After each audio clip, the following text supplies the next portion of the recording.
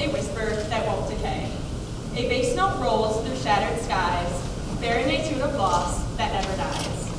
The world has cracked, its light grown dim, yet we float upon its rim. My boat is small, the horizon is wide, but Saul sits steady at my side. Bodies drift by like faithful friends, their faces promising a journey that mends. Though storms may rise and fire consumes, we venture on to all that is new.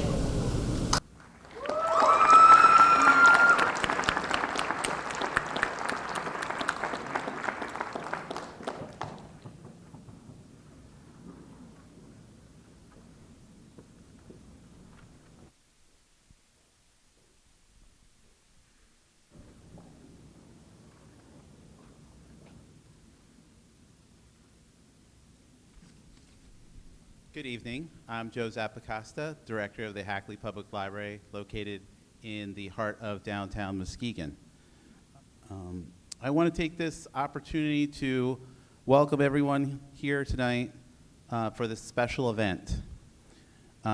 We really appreciate everyone coming out and joining us and celebrating reading in the Muskegon County and Lakeshore region. Also, on behalf of myself and the Hackley Public Library staff, we want to extend our gratitude to the students and the staff here at Muskegon Community College for having organized and put on that incredible opening show for us.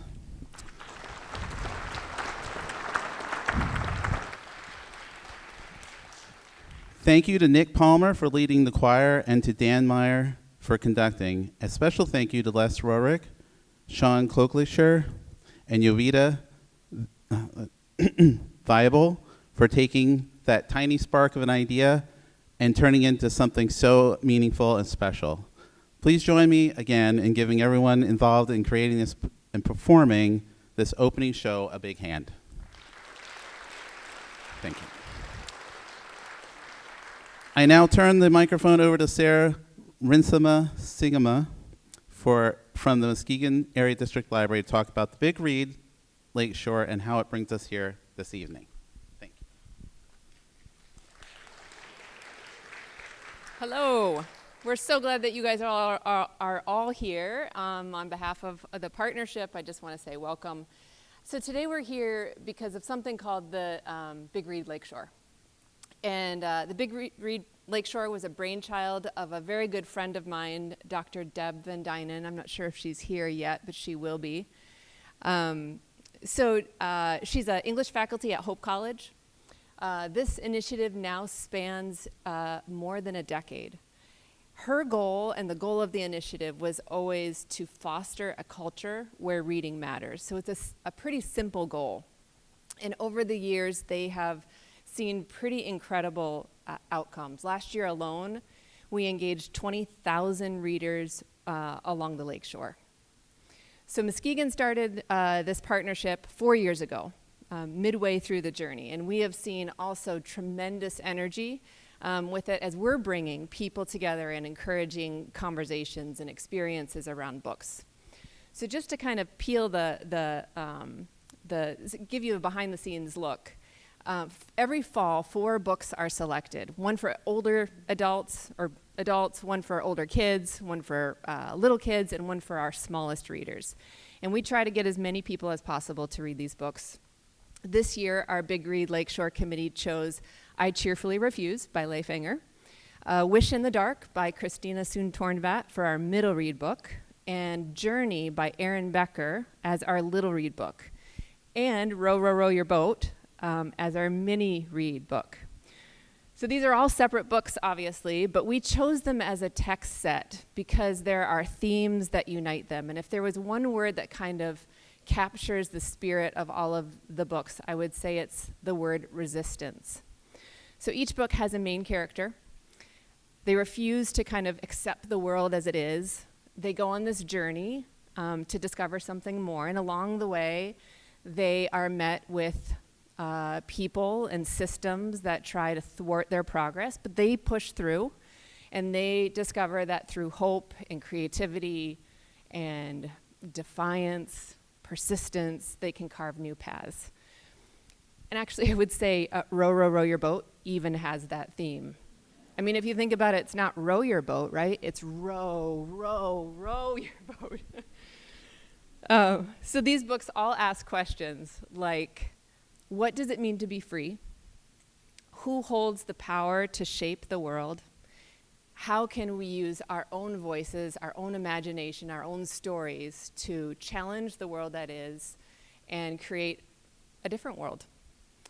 So partnerships are really what have made this initiative fly in Muskegon, and frankly, builds a stronger community in Muskegon and the whole Lakeshore. This year we were super excited to add White Lake Community Library as a Big Read partner. So now you have 3 library partners working together, Hackley, Maddle, and White Lake. The ISD is another really strong partner. There's so many schools. Many of them are doing all school reads for the middle read this year.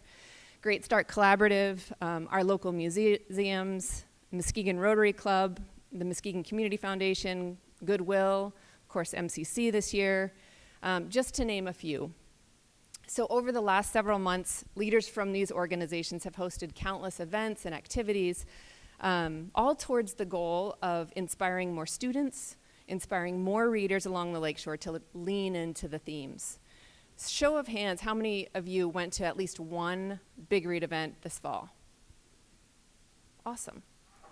So many of you are from the organizations here tonight, and I just want to say thank you to each and every one of you. Really, this is the magic of Big Read. It takes on a life of its own. Really, there's so many hands that shape what it looks like in Muskegon. It would not be possible without you. So give yourselves a round of applause. And all of that activity over the last 2 months has led us to this moment where we get to meet the author. And to introduce the author and the moderator is Ron Suzek from Muskegon Area District Library. Thank you. Oh, well, again, welcome everybody. If I were to ask you where you were on Tuesday, September 11, 2001, those of us who were old enough to form memories can tell you with pretty great detail where we were and what we were doing the moment that an ordinary fall day became something very different. Personally, I was at a Target picking up a copy of Bob Dylan's just released Love and Theft, which is what we did in those days to get music. The album marked a distinct change of direction for Dylan and is often considered his mid-career masterpiece. It was a 60-year-old Dylan, but in many ways, a new version of Dylan who seemed to once again expand the possibilities of the American literary experience. That very same day, another writer, also from Minnesota, released his first novel, a book that would be included on several Best Books of the Year lists, including Time Magazine's Top 5 Books of the Year. A novel that would become a New York Times bestseller and go on to sell more than 1 million copies. A novel that would introduce us to another new voice in American literature that, like Dylan, explores ideas of religion, concepts of love and loss, and a possibility of the miraculous. I'm, of course, referring to tonight's very special guest, Leif Enger. Since Peace Like a River, Leif has published So Brave, Young, and Handsome, Virgil Wander, and this year's Big Read, I Cheerfully Refuse. Leif lives in Duluth, Minnesota, and we are so honored to have him here tonight in Muskegon for a conversation. And to lead tonight's conversation, Muskegon Community College's own Sean Coakley-Scher is also with us. Sean is a member of the English department at MCC and is a dynamic teacher. I had the pleasure of attending a discussion of I Cheerfully Refuse that Sean facilitated with some of his students and some of us older folk. And his approach to exploring a text is thoughtful, engaging, a whole lot of fun, and I'm sure tonight's talk will be equally as fun. So please help me give a warm welcome to Sean and Leif.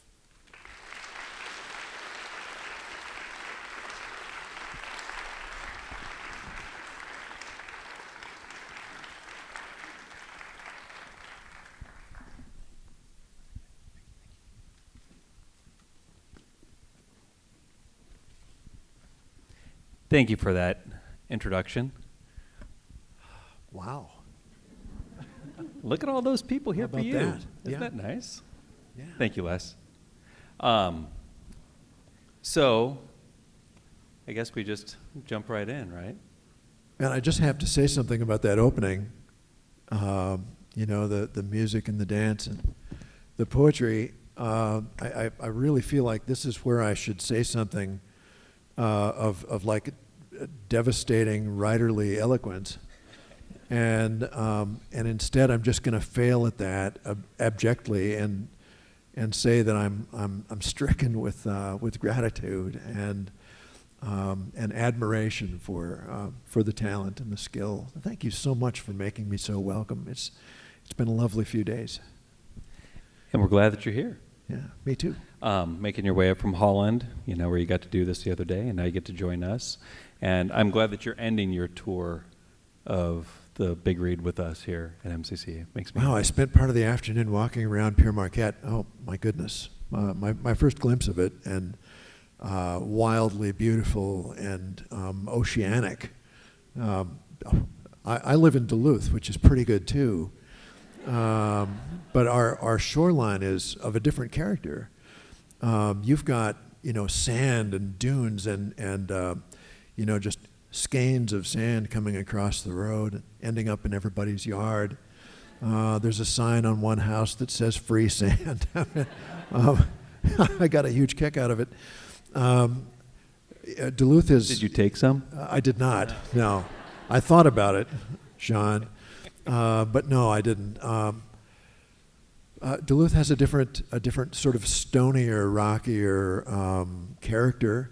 I love them both, and anytime I can go to a Great Lakes harbor town, I'm just going to say yes. Yeah. Well, we'll have you back anytime. Yeah. Thanks. Yeah, welcome. So I have a set of questions I'm going to ask, and I had them put in this, what I think was a beautiful order. And I'm going to alter it just based on the way that we started. Okay. Okay. And so the book that you wrote, that we're all here to talk about, geography is a big part, right? We're on the lake. We travel to all of these different locales and different locations. And in my literature courses, my students spend a lot of time with Thomas Foster's How to Read Literature Like a Professor. I don't know if you're familiar with it. I have not read it. No. Which is fine. Yeah. Nobody needs to. I mean, just my students. And so in that book, he makes this comment about literary geography being about humans inhabiting spaces and those spaces then inhabiting us as humans. Do you got that? Yeah, I think so. Okay. Yeah. So Of my course. my question to you is, you know, looking at the way that you live in Duluth and you're on the lake, you know, you come here, you see the lake that we have, the differences, you know, and the shorelines, things along those lines. And we look at your characters and the way that they travel through all of these different locales, you know, as they're, you know, spending a lot of time on the lake. And so my thought, or my question is, how do you feel that Lake Superior inhabits those characters in your story? What does it give to Rainey? What does it give to Soul? What does it give to those characters that are on the lakeshore? Yeah, that's such a good question, because I couldn't agree more with the premise that the landscapes we live on matter in every possible way to the characters that we develop in ourselves. I've only lived in Duluth for the past 7 years, but what I noticed right away is that whatever weather is happening over the lake, which is, by the way, not always the same as the weather that's happening in Duluth. Sometimes you can look out over the lake from Duluth and you see 2 or 3 different weather systems at one time, all moving in different directions. So it's not necessarily whatever's out there is what's affecting you on land. But I couldn't help but notice that if the lake is feeling stormy, then people are kind of keeping to themselves. They're kind of wrapped in their own thoughts. And if the sun is out and the winds are calm, then everyone wants to visit with you on the street, and people are really neighborly. And I just find that to be, I don't remember that in any other place I have lived so much as I do on Lake Superior. I think the lake infects everyone in its purview. If you are within a few miles of the lake, you're going to be affected by its moods. So it really is like you've got a deity in your backyard. And sometimes the deity is a little grumpy. And then you watch yourself, you're careful. And other times he seems to be, or she seems to be smiling, and then you can do no wrong. So I would say that is probably the case in the story as well. It wasn't something I really set out to do on purpose. But I think if you're observant and you're trying to write authentically from life, then that's going to work its way in. Thank you. And I think, because you and I, we started, as we were sitting over there and we were talking about, seeing different things, at our lakes. You talked about the winter surfers. I talked about the winter kite surfers, and those reasons for going. And then we look into the novel, and we see, even on the water, that Rainey changes, I mean, that first night where he leaves in an ice storm, Right. and looks for some calmer water to anchor down, Yes. to weather the storm. And I think you can see his character even changing and evolving, when he has his love-hate relationship with the water, that he thinks it supports him, but then it doesn't. It was important to me that he not be really on the lake side right away. He fears it. He grew up in Duluth, and he fears the water because he's seen what it can do. And I really wanted there to be a kind of evolution. And it made sense for Lark, his wife, to be the sailor of the two, so that when he is essentially chased out onto the lake in the middle of the night, in the middle of a storm, it's the worst possible way to be introduced to the boat that you're going to be sailing. Nobody wants to go out like that. He has no choice. Off he goes, and that was just, I felt like the whole tenor of the book changed on that page when he gets out through the breakwater and is up against it, back to the wall for the first time. Thanks. We're all here because, you write books. And I was listening to a talk that you gave earlier in this book tour, and in it you were talking about your writing process. And you mentioned in that conversation the fact that you interview your characters. Oh, yeah. And I find that interesting, and I would like to hear, and I think people in here like to know how you go through that process and how that helps you to form the characters that you put into your works. It sounds really strange. It sounds like an odd idea, I think. It's really not as weird as it sounds. It's just, for starters, interviewing is familiar to me because I was a reporter for Minnesota Public Radio for many years, and so you get used to talking to people and finding out what they're interested in, what makes them tick, and so it seemed natural when I started writing fiction to do a version of that in my notebooks. Just when I'm thinking about a story, usually what happens is, you've got 2 or 3 stories moving around in your head, and you're thinking, what could really sustain? What is a story that I can spend a few days or a few months or a couple of years in the same, it's like exploring a house. You look through and you find a house that makes you happy. And then with any luck, you get to move into it, and that's how it is with a book. So if a character sort of comes up out of the dark and seems to have a story to tell, then the best way for me to get to know them is, before I ever commit to the project, to write out their voice, to ask them some questions and let them dictate an answer. And sometimes I'll spend, 5 or 6 mornings just on a character. If they really seem promising, they're going in. They're going in the book. But many times there's been a character that I thought, this is kind of a, this one's going to be a knockout. This one's going into the book for sure. And then they don't seem to have much to say after the first day. It's like, less than met the eye. They're not going in. That does happen. I can't lie. I have to be allowed to swing and miss a bunch of times in order to stock the book with characters that I think are interesting enough to hold up. You don't want to write a book that doesn't kind of snap, on every page. You want to have something, and for that, you've got to have characters that that are compelling. Yeah. So I mean, that's the process. Sometimes in interviews they completely surprise me. Sometimes they are, the tedious ones don't make it in. What can I say? But it's worked out for me to do it that way. It's worked out. So I have a question about one of your characters, because I could just imagine how this interview goes. So King Richard shows up. Yeah. What do you ask a guy like that? What do you do for fun, King? I mean, you want to know kind of where he came from, and you have to gauge, because a guy like that is never going to be straight with you. He's never going to answer the question honestly. So the subterfuge that he launches at you is part of either the charm that gets him in, or the thing that disqualifies him. And what I remember about the King Richard sessions was simply a thoroughgoing disgust that I had. I was just so revolted by him that he kind of had to go in. He was a lot of terrible things, but he was not boring, and he had a very colorful way of speaking. And he was also one of these fellows who just considers himself the master of every situation. He was never at a loss.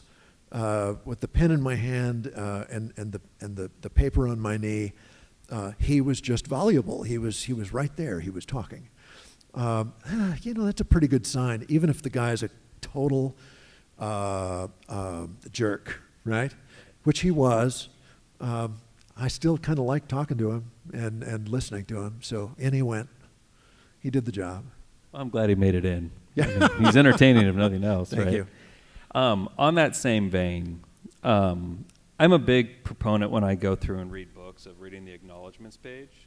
Yeah. And at the back of this, you give, I know the book's dedicated to your wife, Robin, but you make a reference at the end of it as well, where you say that she's always the first to spot when a character goes wrong. And I know when you came here earlier today and you met with my class and my students, and you talked about how at the end of the book you had a problem with the end of the book. I did. So did you have a problem with any of the characters as well, that Robin was like, hey, this character's not doing what you want. You need to revisit this character? No, that didn't seem to happen. The characters were all there, and I kept them all. It's just that they sort of went off the rails in that early draft when I was trying to write a draft really quickly, something I had never really attempted before. And I wanted to see, can I write a draft? It was locked down. I wanted to see how much I could get done before everything opened back up. I just took the opportunity to work really hard.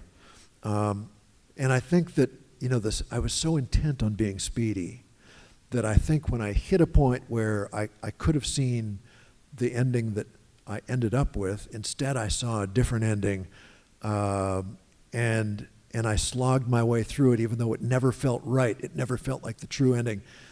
But it took Robin to read it and say, no, it's gone off. It's gone off. And she's just really reliable about that, because she feels absolutely no compunction about being honest with me. Absolutely none.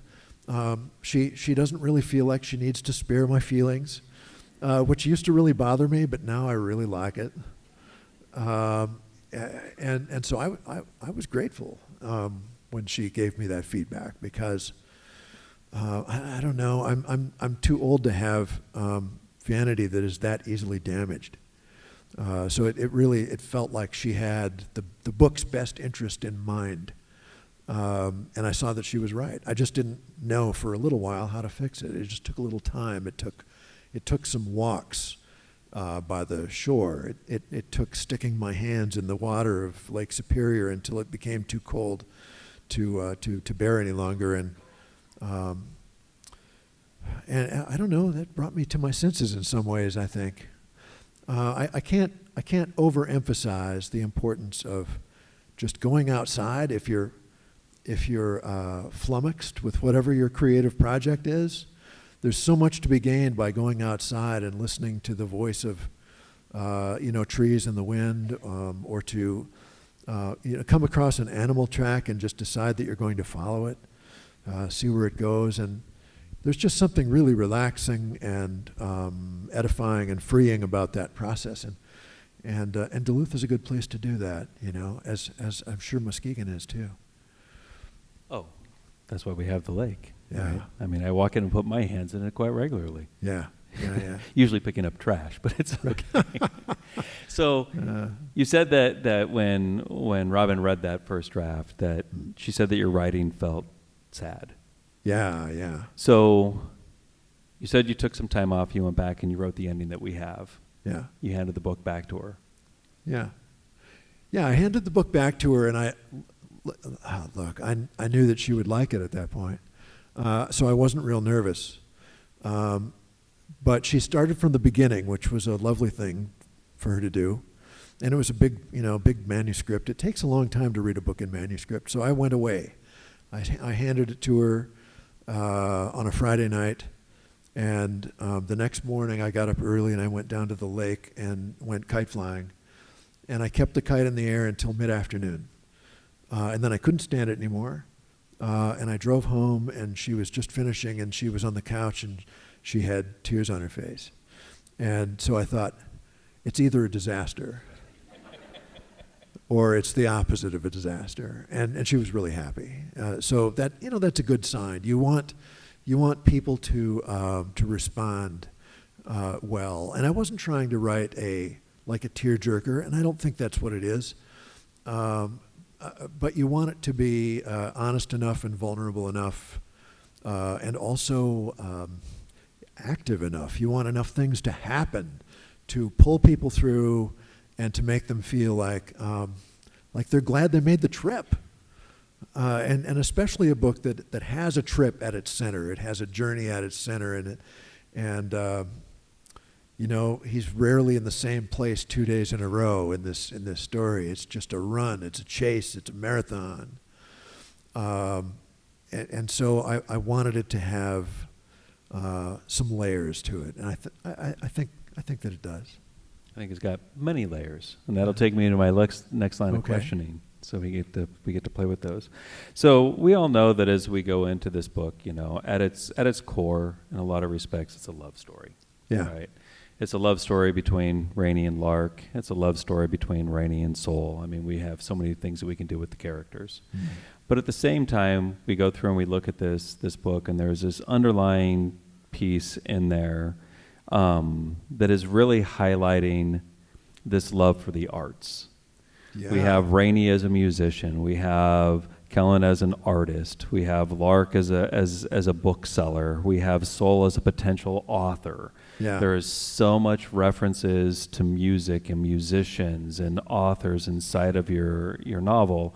And so I'm kind of wondering if you can walk us through that concept of the book as a love story, but as a love story to the arts, and why you felt it was important to create that. Yeah, absolutely. The thing is, I didn't really. There's so much of this that is happening at a level I'm not aware of, and I think that's normal. I think that is just what happens when you get caught up in a story, and obviously you have what's happening on the surface, and then you have all these things these currents that are running deep in deeper water, and I always know when I'm reading a book that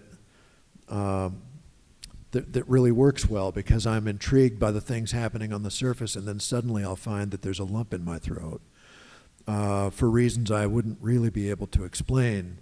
But the story knows some things that I don't know. And that happens when you're writing too, I think. And one of the strains that I didn't plan but that happened was, in Rainey's world, they live in very uncertain times. Times that are familiar to us in certain ways. In Rainey's world, which is out a couple of decades, 16 people own everything. The slang term for these folks is the astronauts. And there's really nothing in this world owned by anybody else. There's really no such thing as an impartial justice system any longer. There is,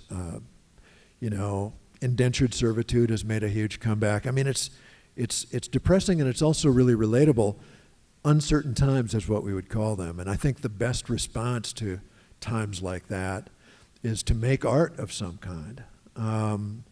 I think that there's something in us that demands that we create, that we do something with words or with paint or with music, with film, with whatever it is that we do.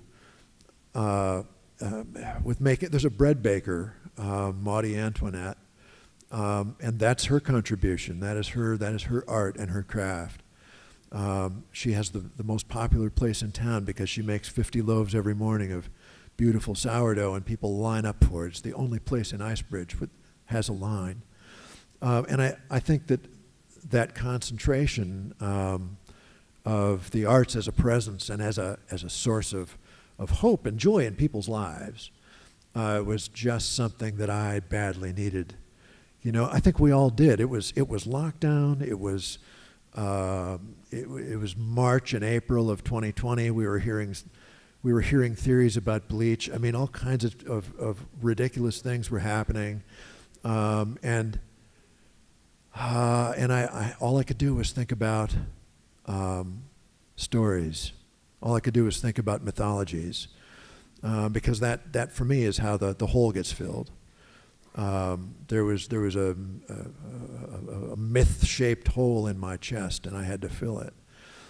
So for me, the answer to that was, one of the great mythologies I've always loved was the Orpheus story, where the musician loses the love of his life, Eurydice, and she is taken away to the underworld, and he is a musician of great skill, the best that ever played, and so he packs up his guitar and he goes to the underworld and he plays for the gods of the underworld, and he charms his way past them, and they say, sure, you can go and look for Eurydice. He has no idea whether he'll find her. He has no idea whether he'll be able to return to the land of warmth and music and light. But it's worth it to him. It's worth it to him to go and give it his best try, and he does with tragic results, as it turns out. But I always loved that story from the time I was a boy, and I heard it. I think Mom read me a children's version of Orpheus. And boy, you just don't forget that story. It's like, here's a guy who loved her so much that he went to hell. He went to the actual hell, and played some music and talked to some spirits and found her down there. If you don't know the end of the story, you should go get it. It's awfully good. But that really cheered me up. I'll say it really cheered me up. It's like, weird, right? The other thing that cheered me up was listening to music, which I did a lot of. I'm not one of those writers who can write while the music is on. It is too distracting. I listen for the lyrics. I listen for the bass line. But I learned that there were some songs that would automatically put me into the right frame of mind, the right spirit, and the right mood to work on that story. So I would just Obla di, obla da. Is that one yeah, of them? right. Sometimes. That was actually a song that Robin realized was better than Happy Birthday for How Long to Wash Your Hands. Remember that? It's like, just sing Happy Birthday twice to yourself while you want. No. Sing Obla di, obla da. And you only have to sing it once. No. Lots of Tom Petty and the Heartbreakers, I'm afraid, and lots of Josh Ritter,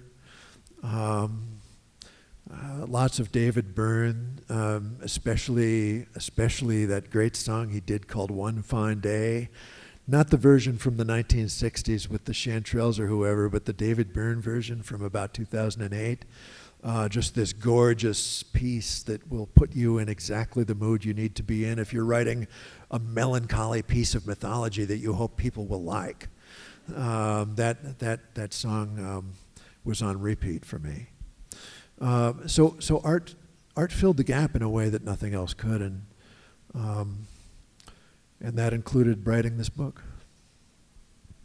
And I'm glad you did, because Yeah, I love the arts. So with that piece, right? So you're writing at a difficult time. You're writing during COVID. You're writing during lockdown, and we know that during that time, across the United States, that we also started to see this large spike and this large increase in book bans and challenges at public libraries and things Yeah. along those lines. Yeah. And you brought that into the book. Yeah. And you worked on this book, during the peak and the spike of that happening across the United States. Yeah. Was that in your thought process as you were writing? We have that scene where Rainey's in the library, and Lark is telling that person, but read it and you'll enjoy, what Right. you're challenging the book for. I mean, Right. were you looking at that outside world and saying, I need to put this into my book. I need to show what people are doing to literature? I think I'm sure that I was. I mean, it was, I wasn't trying to poke anybody in particular, but really for as long as I can remember, there has been a strain in American culture of people who look at my bookshelf and imagine a bonfire, and that has always really troubled me.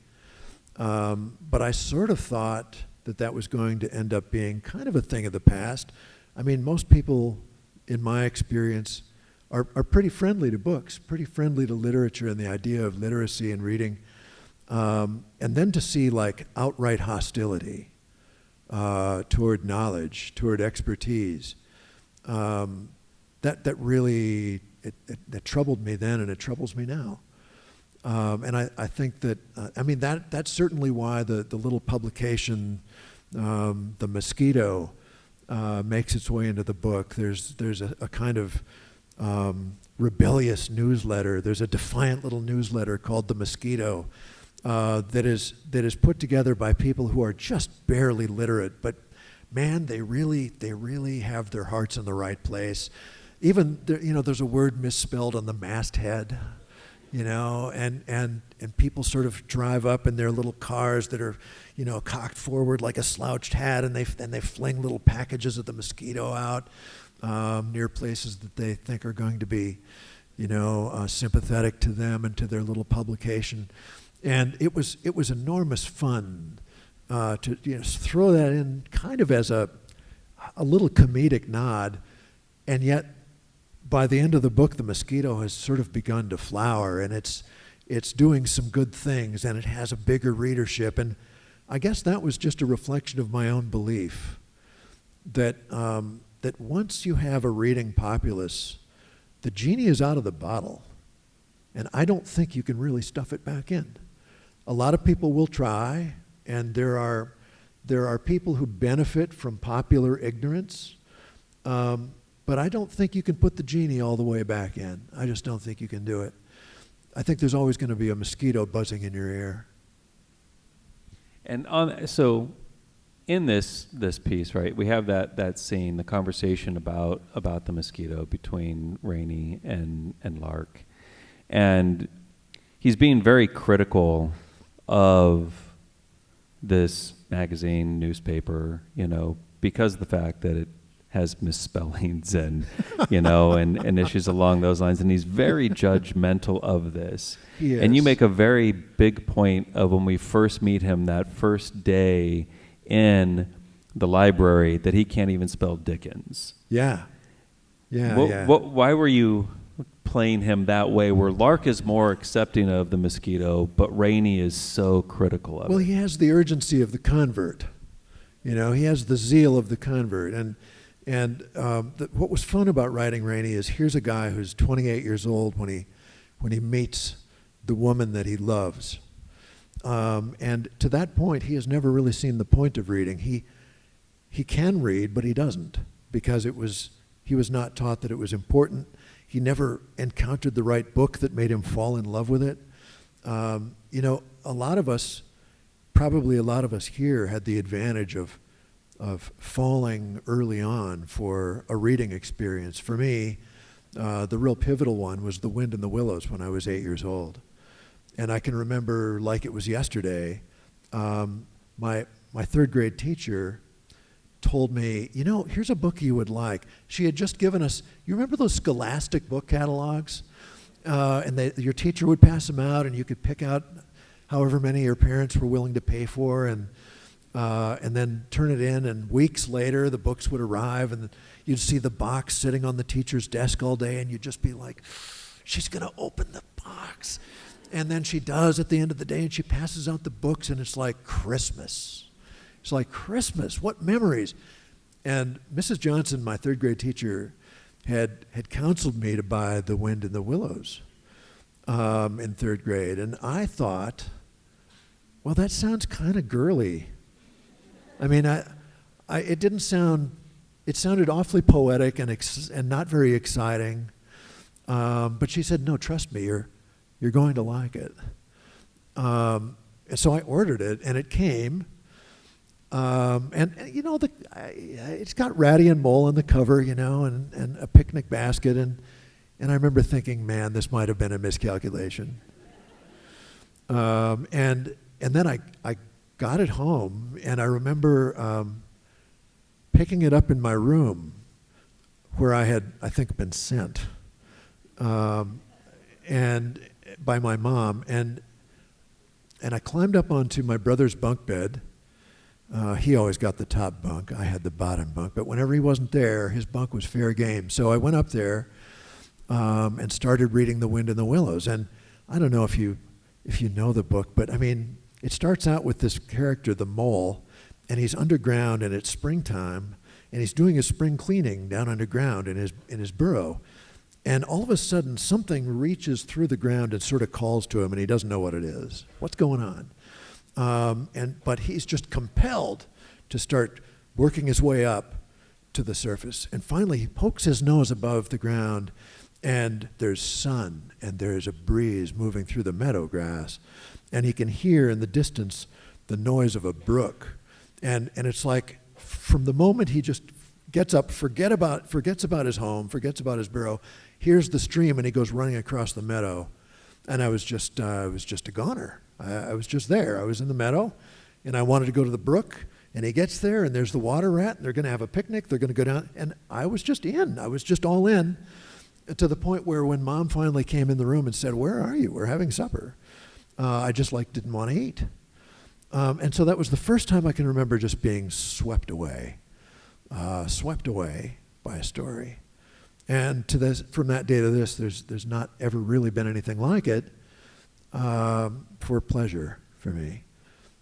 So all I've really ever wanted to do was to have that particular wand that would let me cast that kind of a spell over somebody. And I think, you know, there are times when you're writing and you know, oh man, it's like Wind in the Willows. Most of the time it isn't like that. Most of the time it's harder work than that. But once in a while, that will happen for a page or two, and it's just affirming. It's like, oh yeah, you're doing the right thing. Yeah. So on that love of books that you have, you know, so I'm one of those people that I'm always looking for connection, right, in the books that I'm reading. And so when I'm reading your book and you're making, you know, references to so many other works of literature, you know, I get giddy because I'm taking those and trying to see how you're building from those stories into the work that you're doing. Right. And I was honestly surprised, but I got super excited. And I meant to bring it with me. I searched, you can ask my wife who you met earlier. I searched my library trying to find my copy because I wanted to bring it in and be like, oh, explain. So you make a direct reference in your book to Minotaur Takes a Cigarette Break. Oh, yeah. And I was just overjoyed that A, that made that in there, but B, of all the things that Rainey reads, yeah, it is the only thing that makes him cry. Why did you think to bring that work into the story as one of the books he's reading on his quest? Well, I think maybe just because I didn't want everything he was reading. So far it had been a lot of Dickens. It had been the Odyssey. He's referencing the great mythologies because I wanted to do that. That was very purposeful. But then I wanted to remind whoever might be watching for such a thing that it's not all about the old stories. It's also about new small delights. And I remember when that first came out, The Minotaur Takes a Cigarette Break, and I just read it with a sense of pleasure and just The title. yeah, right. The Minotaur Takes a Cigarette Break. I mean, you just want to read it. I might have to go back and read it again. But I just thought it would be fun to drop that in. We all run into books like that all the time that you come into almost by accident. One of my favorite things to do is to go into whatever library is nearby and go to the new releases shelves. And you see what's there. I remember this magical day when I was in college. I went to Morehead State University over in the Red River Valley. And I had just started reading the New York Times Book Review every week because the public library got it, the college library got it, and I had realized it was a wonderful way to keep up with what was going on. Even if you couldn't afford to buy the books, you could read about them. And you could read about it in the sort of delightful kind of urbanized language of the New York Times, and I was really impressed by that. It made me feel like a grown-up in a way that nothing else did. And so I was at the public library, and I had just read the New York Times Book Review from cover to cover, and there was a review of a new book by James Dixon, I think, and it was called Modern Baptists. And it was it was a quirky title. The review was very respectful. It talked about him as a foremost comic novelist of the South. And I thought, cool. And I walked past the new releases, and there it was, Modern Baptists. I checked it out. I read it that night. I returned it the next day. It was short. It was absolutely, it just sparked on every page with pleasure and joy. And it gave me a taste of a kind of writing I had not experienced before.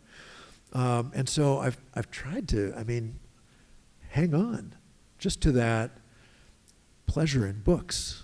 And I'm not very well read.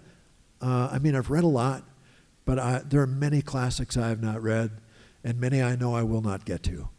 But there's just such a joy in reading even a book that that maybe I forget quickly.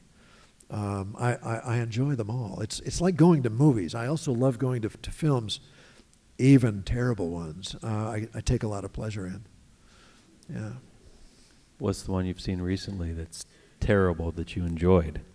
Oh, a terrible movie recently. Yeah. Might as well go there. Yeah, I don't know. I haven't seen any bad ones for a while.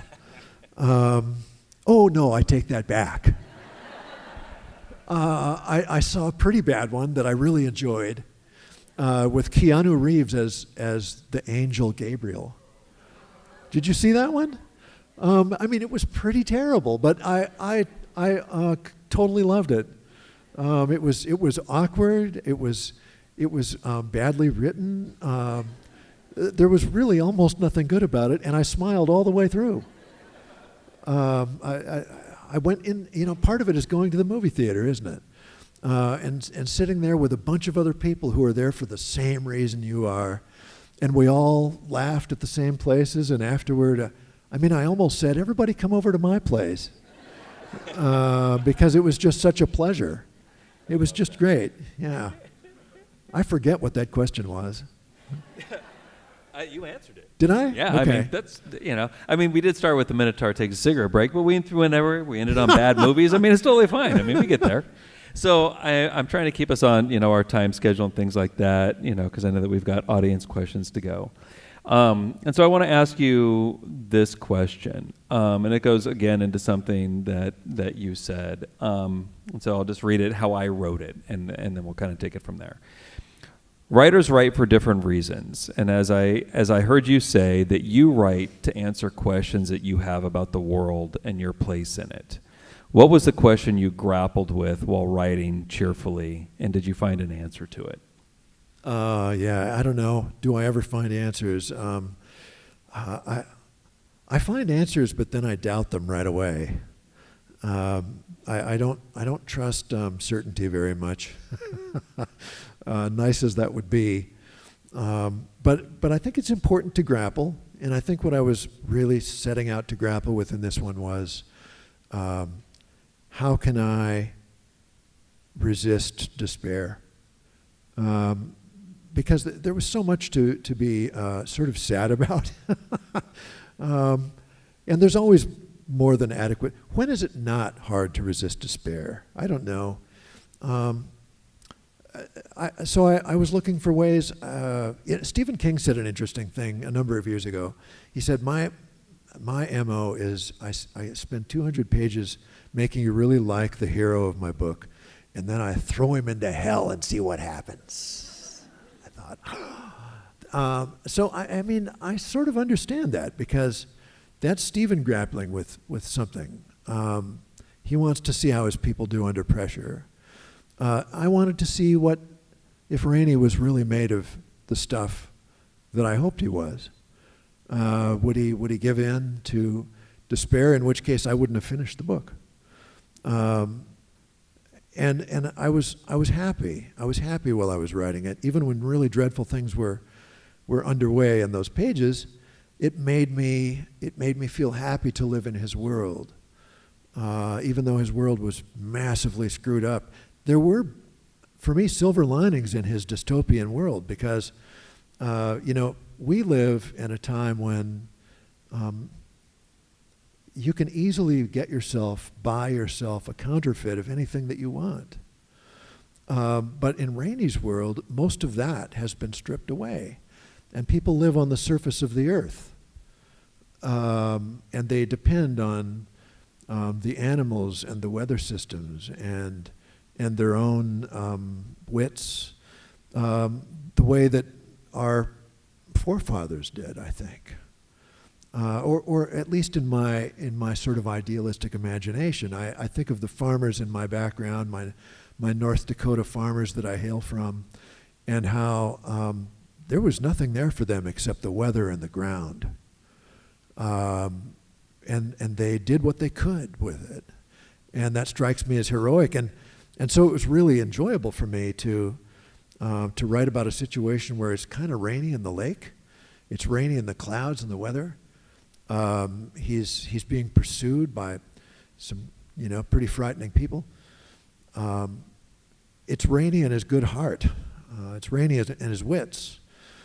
And some places he goes and he is not welcome at all. And other places he goes and he is welcomed, because other people are the same have the same authenticity that he has, and the same, a similar ground level integrity. And so that was really, that was a major silver lining for me. That's what I was grappling with is, if hard times come, can you avoid giving up? I don't know the answer as far as myself, but it was really fun to write about somebody who had what it took not to throw in the towel. So on that, kind of my last piece, since you put that out there, how difficult was it for you to write that scene then when Rainey takes a life? Because he fights against those violent urges almost the entire novel, and we know why he does it, but was that difficult for you to make that decision to have him take a life? In the first draft, I didn't do it. In the second draft, I thought, I have no understanding for that character. I'm just going to throw him off the railing. I mean, I will admit that when it came down to it, I felt like Rainey did the right thing. This was the guy who was responsible for the greatest loss you can imagine. If you haven't read it, I won't spoil it for you. But there was nothing normally with a bad guy, and I love writing villains. I really do. Warwick was one of the most joyful writing experiences I've ever had, and he's a terrible person. But with Tom Skint, I could not find anything. I couldn't find anything to like. I couldn't find anything I had in common with him. I couldn't find his humanity. That was a failure on my part. And I felt really protective of Rainey. And I really wanted, at first I thought, no, Rainey wouldn't do it. When I went back, I realized that was one of the problems I had with that whole last third of the book, was that Rainey hadn't done what I wanted him to do. He hadn't. So I gave him the freedom to do it, and he just gave the guy the heave-ho, and God, it was satisfying. It made me really happy. I read it out loud to Robin, and she was like, "At last." It just really did feel nice. So no, I mean, I'm not as good a person as you think. I mean, I would have done the same thing. I would have tried to do it earlier. You know, I mean, but I appreciate that. So with that, that kind of brings you and I to kind of the close of this Q&A, and we're going to open it up here in a second as Great. my two students grab microphones so that they can run around to the audience. But I do want to say, as they're doing that and getting themselves into position, that it was a delight today to have you on campus, to have you come in and spend an hour, you know, basically unsolicited with our students here and answer all of their questions. And I just want to thank you, because I'm great hoping that fun. they got Thanks a lot for- out of it, but I hope you got something out of it as well. Oh, I absolutely did, and I always do. One of the things I get out of these sessions, especially with the students or with the guys I talked to over at the correctional facility earlier today, is this sense of real optimism for the future, because these kids are bright lights, and you can see the wheels turning, and they ask really smart questions and really forward-looking questions, and a couple of them gave me really good ideas for things I want to write in the future. And no, it was a terrifically hopeful time for me. I don't really have trouble being hopeful, but sometimes I have trouble being optimistic. And after that session today, I felt both of those things. I'm glad. Yeah. Thanks for the chance.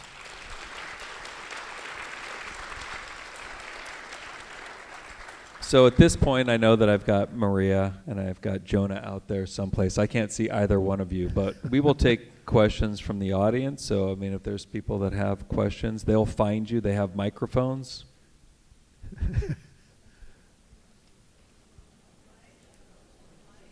No. It feels like we're by ourselves up I know. here. I mean, I know. I hear voices. I know they're there.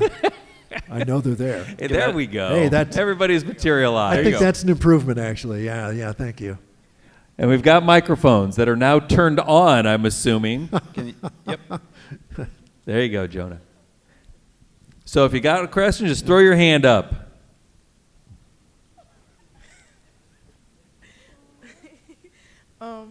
How was your first interview like, and what was your favorite interview? I don't think I understood the question. It's a little boomy in here. How was your first interview like, and what interview was your favorite? First interview that you had, what was it like, and what is your favorite interview that you remember? In this little run of things, the first oh my.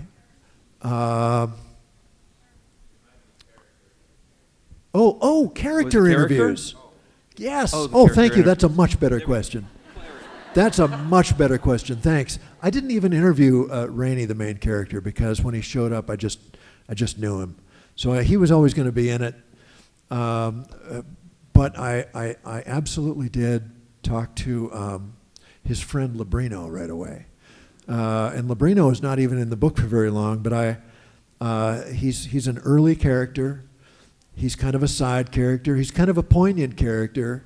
And the first thing that he told me was what what happened when he was driving up the shore and he was going through a little town, and there's one stoplight in this little town, and he was stopped there because there was a bear sitting on one of those round sleds turning circles in the middle of the intersection. And when I laughed out loud, and I thought, okay, he's going in. I mean, if you got a story like that, you're going in the book. So that was a high point. But then I would say maybe the best interviews that I had were with Warwick. You know, I mean, he had a very strange mind, and he had done some things that didn't make it into the book that I don't want to talk about. But he told me all about them, and once in a while you regret opening the door. But I really enjoyed him. Yeah, thank you for asking that question. What a good question.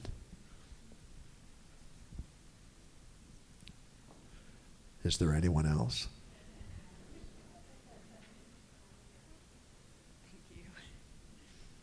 All right. So the book, I Cheerfully Refuse, is carried on through the entirety of the book, through the book, I Cheerfully Refuse by Molly Thorne. What made you take that book that carries on through the end and translate it into the title of the actual book? Yeah, good question. That the story within a story that has something to say. I wanted there to be that particular through line. Molly Thorne is a character that I interviewed at length and thought about a lot. And I've thought about Molly Thorne for 20 years, at least. I wanted her to represent a kind of hopefulness, a kind of groundedness. I wanted her to be, there's an early Molly Thorne story in her book, I Cheerfully Refuse, where she relates being a child in North Dakota, like a 12-year-old kid going to a church. And in 1965, there was a comet, and it showed itself. It was visible from North America, and it was a very dramatic comet that most of us haven't heard of, but it was real. And there were I did some searching, and I found that there were sermons being preached in churches all over the place about how this meant that the end times were coming, and that holy war was imminent. And that was 1965. And then what happened is the comet sort of broke up on its way out of the solar system and was never seen again. It's not coming back. But that struck me as really kind of familiar rhetoric, that something is happening in the heavens, and people, because we are what we are, we're terrestrial beings, and we're romantic, and we're superstitious, and it's easy to say, oh no, this means something terrible is about to happen. And I wanted Molly Thorne's voice authoritatively to say, you know what, it's just a comet. And I wanted to tie in the comet that is happening in this story, which makes its appearance in the early pages, and Labrino is talking about it with Rainey. And then at the end, when Rainey is in Jolie, he sees this comet, and he gets this beautiful view of this comet. And he's talking with his friend from the ship, and she says, they're talking about the old comets that were seen to be some sort of indicative of frightening news. And Rainey says, this one feels different to me. Like maybe something good is coming, and his friend agrees. She says, me too. And I wanted just to throw a little different cast. I wanted Molly to be the first voice in the book, besides maybe Lark, that says, no, actually, something good might be on the way. Something good might be coming. Instead of the world coming apart, maybe the prophecy here is that we're going to stitch it back together. How lovely would that be? So I wanted that little positive notion to take root. Thanks for asking about that. I guess I have the microphone up here at the back. So you speak of your writing as if it's kind of out of your control, and it just comes to you from somewhere else. And my question was, where did soul come from? S-O-L. Yeah. And what intention did you have? And then what accidents did you have in creating her? Yeah, wow, what a great question, and thanks for the excuse to talk about one of my favorite characters. I don't mean to give the impression that this is just a woo-woo activity for me. There's really, I know I can talk about it like it's very mysterious, and in some ways it is kind of mysterious. But it's not. There's also a really practical aspect. You have to sit down and type the words. And I never disappear into a kind of ecstatic trance and then wake up 6 pages later. I mean, I wish that would happen, but it never does. And writing the sentences is often pretty hard.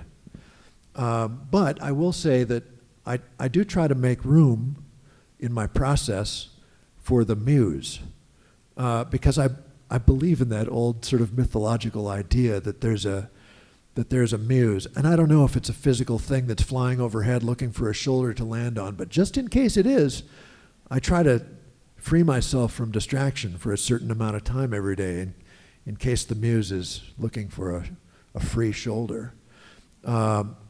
Soul, I understood was coming. And that was something I knew had to happen because there weren't any children in the book. There weren't any kids. Well, it's a lonesome place that has no children. And I wanted there to be a kid that would carry the book into the future. And so especially once Lark is no longer in the picture, I knew that there simply had to be. And so when Rainey gets blown in that previous scene across Lake Superior by a storm, and he's 3 days and 3 nights kind of in the belly of the weather system, then when the wind goes down and he finds himself off the coast of Michigan, then the first thing he really sees is this girl like a heron, sort of wading through the shallows with a spear, which is like a trident, as if she were a mythological figure. And I was just so pleased when that kind of came to pass, because I knew there had to be a kid, and I knew that she would maybe save the book. And it needed saving right then, because Rainey was at low ebb, and the story was, it just needed a jump start. It needed some jumper cables. It needed some electrical current. And a kid wading in the shallows with a fishing spear, man, that's some electrical current right there. If that's going to get me going every time. And so then it turned out that she became like a secret weapon to the story, because she always had this kind of wild and really smart but also uneducated take on things that was gigantically refreshing to me. You know, she thought that there were sort of angry angels hovering in the sky at an elevation of 800 feet, listening to all the words that people said and writing them down and taking revenge. She had been taught this by King Richard, and you know, she bought it. She believed it, and that formed her worldview. She had all kinds of interesting thoughts that I couldn't wait to hear about. So I think I probably made some mistakes with Soul, but honestly, she was kind of a sure-footed character from the minute she came in. Even in the part of the last draft that I ended up reworking, very little changed with Soul, because she was always just this wild presence running around, just unaccountable and unaccountably. She was just like a little sprite, a little spirit, animating the pages that she touched. Yeah, thanks for asking about her. She was so much fun to write. I was wondering, first off, if there was any reasoning behind the uniqueness of the names in the book. Yeah. And secondly, if there are any characters of interest that did not make it into the book. Oh, yeah. Well, I mean, I cut out a lot of characters, mostly because they, you know, look, when I write a draft, it's always really big and ungainly, and it was 450 pages long, and a lot of it just had to go because, you know, you're writing fast and you write a lot of unnecessary language. So yeah, whole characters went, including one funny one that I used for comedy whose name was Onan. I leave that to you. I got rid of him to my wife's relief. And but soul and the names of the characters. Look, her name means sun. It's a little on the nose, isn't it? Rainy and soul. But I wondered if it was too much that way. But what I loved about it is sun and rain, and the boat is named Flower, and lark is lark, the joyful songbird, and I just thought, I don't care if it's on the nose. This is mythological in lots of ways. I'm going to let it be on the nose.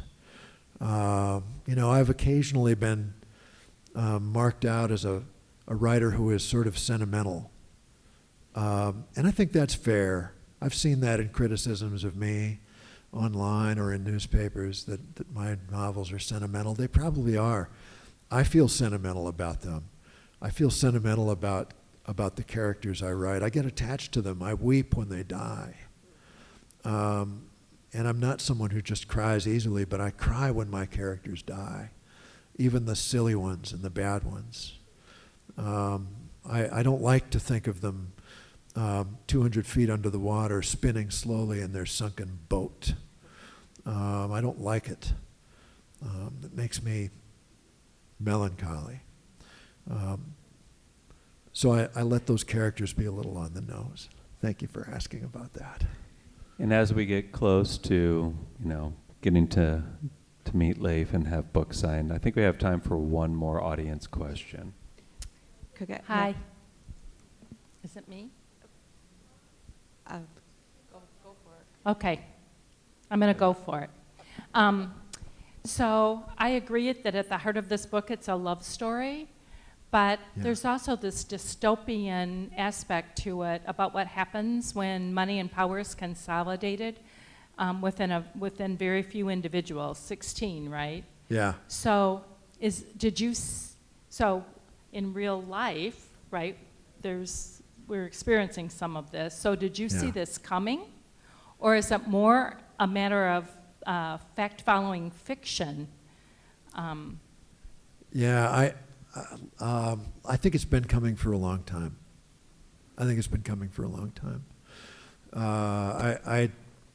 I'm not really like a social critic, but there are things that are happening on a very large scale that to ignore is just to operate in the realm of fantasy, and to imagine that we don't have massive income inequality. I just read where the first $1 trillion contract has been settled on with Elon Musk. I don't have a thing to say about that. I just don't. I think that when that happens to a society, history tells us what happens, and people will only endure so much pain for so long, and then something dreadful is on the horizon. So I really hope we can avoid that.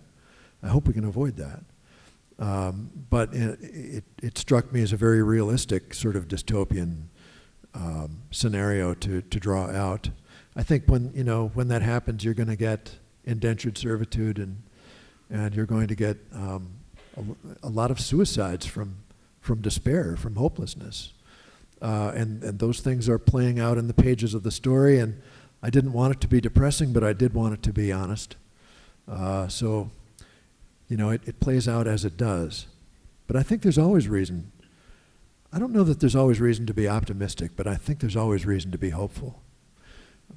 Not least of which is that if you don't maintain some hope, then I think you're less open to recognizing a good thing when it happens. I think it's possible to just miss the good thing because you weren't watching for it. Does that make sense? So part of the reason I maintain a hopeful stance is just because my experience has been if I don't have that, then I'll miss the good thing. Thanks. Do you have time for one more question? Yeah. Right behind you, Maria. This will be our final question. Thank you. You're welcome. I was really intrigued by your path through the channel up north in Michigan. Yeah. And the disparity between the two sides and the pictures of the people that had left. And I just wondered where that came from and what you were hoping that we would feel through that. I'm really pleased that somebody brought that up. It's basically it's the Keweenaw waterway, which I renamed because the thing is I know people on the Keweenaw, and I love people on the Keweenaw, and I did not wish to seem like I was being predictive, or that I was being critical of a particular.